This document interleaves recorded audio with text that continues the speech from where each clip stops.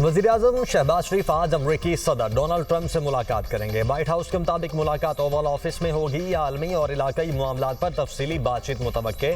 Field marshal Syed Asim Munir की भी मुलाकात में शिरकत का इम्कान। मुलाकात में आला सियासी शख्सियात भी शरीक होंगी। न्यूयॉर्क में इस्लामी ममालिक के इजलास के मौके पर भी वज़ीर-ए-आज़म शहबाज शरीफ और अमरीकी सदर डोनाल्ड ट्रंप ने मुलाकात की।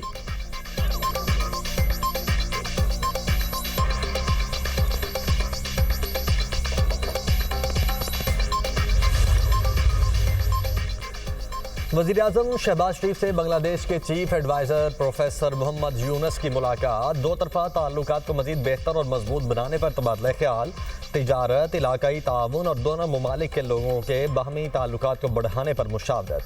चीफ एडवाइज़र बांग्लादेश का बाहमी सकाफ़ती ताल्लुकात को बेहतर करने की अहमियत पर जोर।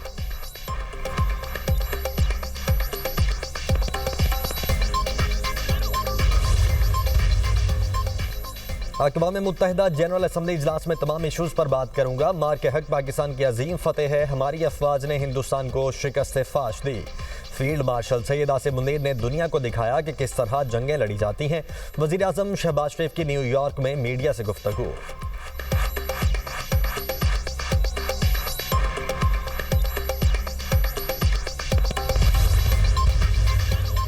डोनाल्ड ट्रंप ने गजा और मशरिक़ वस्ता में अमन के लिए 21 निकात पर मुश्तमिल प्लान अरब रहनुमाओं के हवाले कर दिया। चंद रोज़ में गजा से मुतल्लिक किसी न किसी ब्रेक थ्रू का ऐलान कर सकते हैं।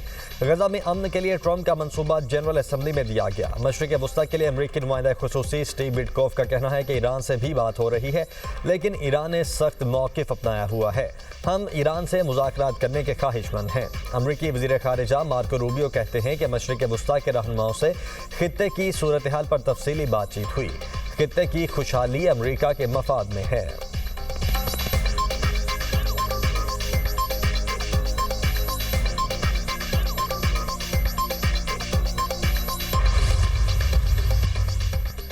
इस्लामी ममालिक के रहनुमाओं का गजा की तबाहकुन सूरत हाल और इंसानी अलमिया पर तशवीश का इजहार। न्यूयॉर्क में अमरीकी सदर और अमीर कतर की मेज़बानी में मुस्लिम ममालिक के रहनुमाओं के इजलास का एलामिया जारी। फ़लस्तीनियों की जबरी बेदखली की मुखालफत, बेघर अफराद की वापसी, फौरी जंगबंदी, यरगमालियों की रिहाई और इंसानी इमदाद की फराहमी पर जोर दिया। इजलास में गजा की तामीर नौ के जामे मनसूबे की हिमायत की गई।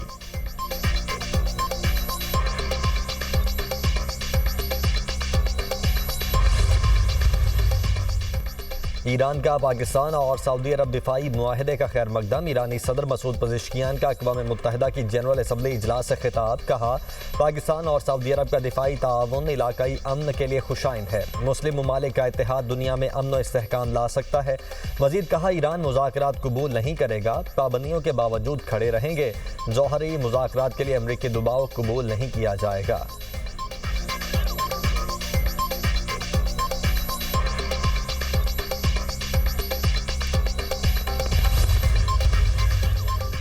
पाकिस्तान मानसून बारिशों से शदीद मुतासिर हुआ। मुल्क को मौसमाती तब्दीली का सामना है। वज़ीर-ए-आज़म शहबाज शरीफ का क्लाइमेट समिट से खिताब। कहा, 2022 के सलाह में पाकिस्तान ने $30 अरब से ज़ायद का नुकसान उठाया। आलमी सतह पर कार्बन गैसेज के अखराज में पाकिस्तान का हिस्सा न होने के बराबर है।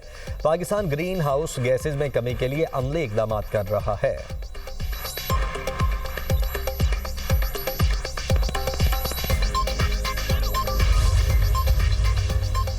खेल में सियासत, भारतीय कप्तान को महंगी पड़ गई। ग्रुप मैच के बाद सियासी जुमलेबाजी का तनाज़ा। भारतीय मीडिया के मुताबिक ICC ने पाकिस्तान की दरख्वास्त मंजूर कर ली।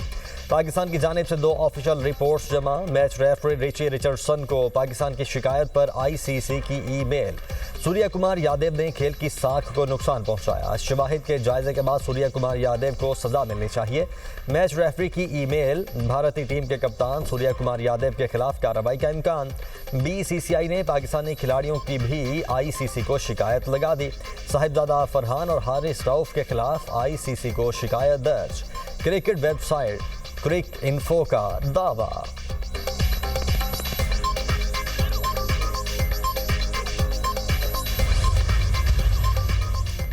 बांग्लादेश को हराओ, एशिया कप के फाइनल की टिकट कटाओ।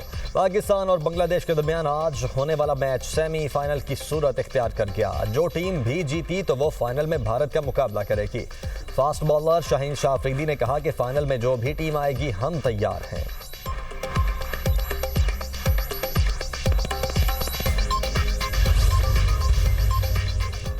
मसनूई जहानत के बाइस आइंदा की जंगें ज़्यादा खतरनाक हो सकती हैं। मसनूई जहानत पर मबनी कमांड एंड कंट्रोल सिस्टम से बढ़ती हुई अस्करी तश्कील संगीन खतरा है। पाकिस्तान ने रवां साल अपनी पहली मसनूई जहानत पॉलिसी बनाई। वज़ीर दिफा ख्वाजा आसिफ का मसनूई जहानत पर सलामती काउंसिल में कॉन्फ्रेंस से खिताब।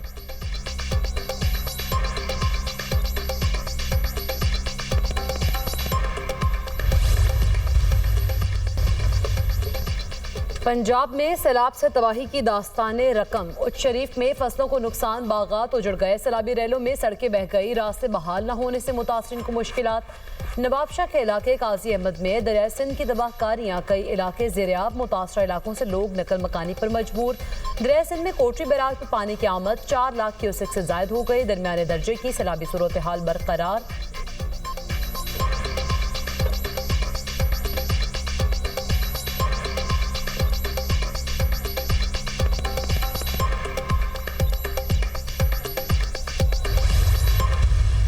किसी एक शख्स का कसूर नहीं है, ये शायद किसी एक पार्टी का भी कसूर नहीं है।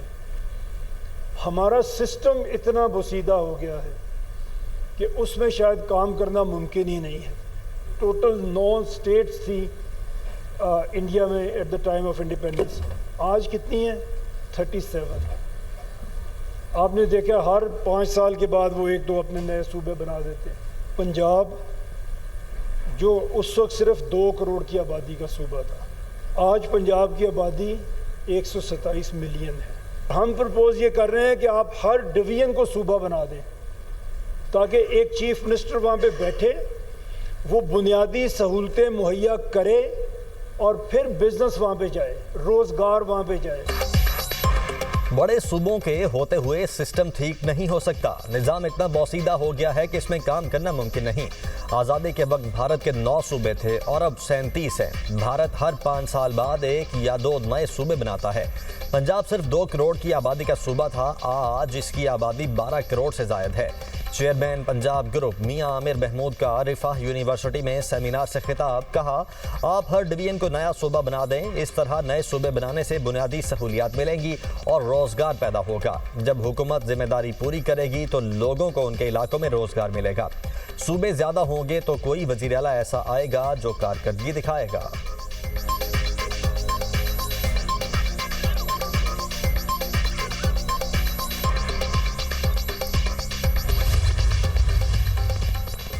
चेयरमैन पंजाब ग्रुप मियां आमिर महमूद के साथ प्राइवेट मेडिकल कॉलेजेस के सरबराहान की बैठक। कौमी का मुल्की इंतजामी मसाइल के हल के लिए मियां आमिर महमूद की तजावीज़ से इत्तफाक। प्राइवेट मेडिकल कॉलेजेस का गवर्नेंस से मुतालिक आगाही मुहिम के आगाज का ऐलान। प्राइवेट मेडिकल कॉलेजेस में आगाही मुहिम का आगाज अगले माह से होगा। मियां आमिर महमूद ने कहा, नए सूबों से मुतालिक बात लोगों को समझ आ रही है। मुल्क के मसाइल का हल सिर्फ नए इंतजामी यूनिट्स के जरिए मुमकिन है। मुल्क में लीडरशिप के बहरान के हल के लिए इख्तियारात की निचली सतह पर मुंतकली ज़रूरी है। लोकल गवर्नमेंट के जरिए अवाम के मसाइल हल होते हैं। मुल्क की तरक्की में हम सबको तरक्की की ज़रूरत है। अगर मुल्क तरक्की नहीं करेगा तो हम भी तरक्की नहीं करेंगे। अवाम को पता चलना चाहिए सिस्टम में कहाँ खराबी है। जो सूबा अच्छा परफॉर्म करेगा वही अच्छा लीडर बनेगा। मौजूदा सिस्टम के अंदर कोई लीडर नहीं बन सकता। सूबों को सारे वसाइल विफाक से आते हैं। जब 33 सूबे बनेंगे तो सबको बराबर की बुनियाद पर वसाइल तकसीम होंगे।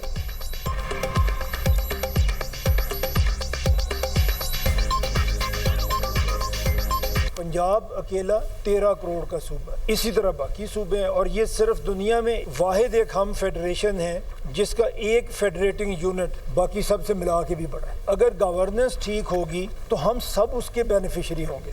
पंजाब में कुछ नहीं है लाहौर के अलावा, बलूचिस्तान कोयटा के अलावा कुछ नहीं है वहाँ पे। केपी में पेशावर के बाद बताएं कौन सा ऐसा शहर है जिसमें कोई जाके रह सकता है। तो ये हर जगह पे है। हर किसी ने एक कैपिटल सिटी डेवलप किया और बस। मोदी सरकार के स्याह कानून के खिलाफ लद्दाख के अवाम का शदीद एहतजाज। बीजेपी का दफ्तर और भारतीय फौजी गाड़ियाँ नजर आतिश। भारतीय फौज की फायरिंग से 4 मुजाहिरीन हलाक, 70 से ज़्यादा जख्मी हो गए। कश्मीर मीडिया सर्विस के मुताबिक लद्दाख के इलाके एहलह में भूख हड़ताल पर बैठे कारकुनों को मोदी सरकार की कठपुतली इंतजामिया ने तशद्दुद का निशाना बनाया। भूख हड़ताली कैंप पर धावा बोल दिया। भारतीय सिक्योरिटी फोर्सेज ने मुजाहिरीन को मुंतशिर करने के लिए आंसू गैस की शेलिंग और बराह रास्त फायरिंग की। मोदी सरकार ने रहने हर किस्म के मुजाहरों और इज्तिमात पर पाबंदी आयद कर दी। लद्दाख जम्मू कश्मीर रियासत का हिस्सा था जिसे अगस्त 2019 में वफाकी इकाई बना दिया गया।